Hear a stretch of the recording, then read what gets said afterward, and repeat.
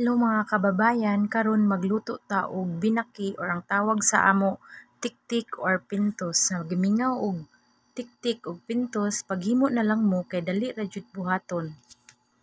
Una, atong panitan ang mais, atong hugasan pag-ayo, pagkahuman, atong lapuan ang mga panit. Pagkahuman og ana, ato na pong gudguron ang mais. Kung wala mo'y gudguran, pwede mo gamit og blender.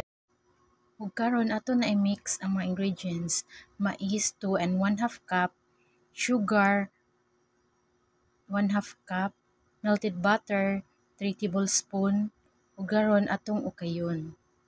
Gibutangan po din nato og 1/4 teaspoon nga salt. Pagkahuman atong ibutang ang cornstarch 1/4 cup lang na. Ug karon ato nang ukayon hangtod ma-mix and well combine.